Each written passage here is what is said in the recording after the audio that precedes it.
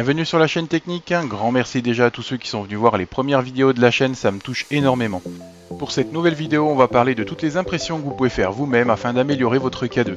On commence par des guides qui s'installent de chaque côté de votre plateau, ça vous permet tout simplement de pouvoir installer votre plateau sans venir taper sur les tiges métalliques qui sont de chaque côté. L'impression est très facile, il vous suffit de l'imprimer en ASA ou en PETG pour ne pas que ça se déforme de trop. Alors moi j'ai mis de la couleur mais c'est pas obligatoire, par contre il faudra 2 vis de chaque côté pour le fixer. On continue par un petit guide pour le PTFE qui vient se mettre au-dessus de la tête de l'extrudeur, avec également ces petits clips qui vous permettent de maintenir le tube le long de la charnière. Idem, ces deux petits accessoires sont de préférence à imprimer en PETG ou en ASA, afin bien sûr de pouvoir supporter la température.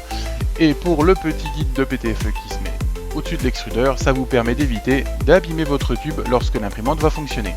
Son installation est super simple et ça vous permet d'éviter de retirer le tube par inadvertance. Le concepteur nous informe également que ce petit guide PTFE lui a été fourni directement par le support Creality, donc logiquement ça ne devrait pas abîmer votre imprimante dans le temps.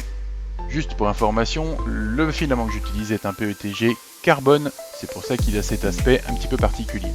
Cette fois on passe à un très gros morceau, 4 plus exactement gros morceaux, plus un 5e qui sera plus petit, plus les tiroirs, plus un petit peu de personnalisation sur les côtés.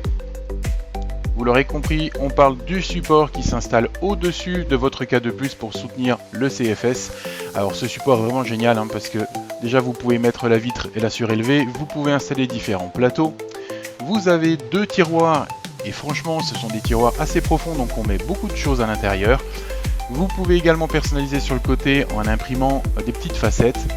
Et j'ai conçu également un support de bobine qui vient s'installer à l'arrière. Moi j'ai pas beaucoup de place et c'est vrai que c'est très pratique. Il permet de s'installer tout en gardant en fait un Y que vous verrez derrière aussi. Il est particulièrement pratique si vous voulez imprimer du TPU avec votre imprimante puisque vous savez que vous ne pouvez pas le passer dans le tube PTFE.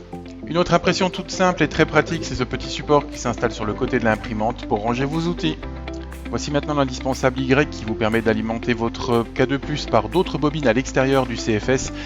On parle ici de filaments un peu plus sensibles à imprimer comme du TPU par exemple. Un petit élément tout bête en fait, ça vous permet simplement de verrouiller les tubes PTFE dans les petits orifices. Vous en avez au niveau du CFS, vous pouvez en avoir sur l'imprimante également, il y en a un petit peu partout. Creality vous en donne pas forcément pour tous et là votre tube ne bouge plus. Encore du rangement avec ce tiroir qui s'installe sous l'imprimante, vous voyez il est très long et on peut y mettre beaucoup d'éléments avec la poignée que vous pouvez imprimer d'une autre couleur, moi je l'ai fait en blanc mais là c'est à votre convenance. Je vous rappelle que tout ce que vous avez vu, les liens sont disponibles dans la description, si vous avez des commentaires n'hésitez pas. Comme d'habitude n'oubliez pas le petit pouce en l'air si vous avez aimé la vidéo, de vous abonner pour voir les prochaines et moi je vous dis à bientôt sur la chaîne technique.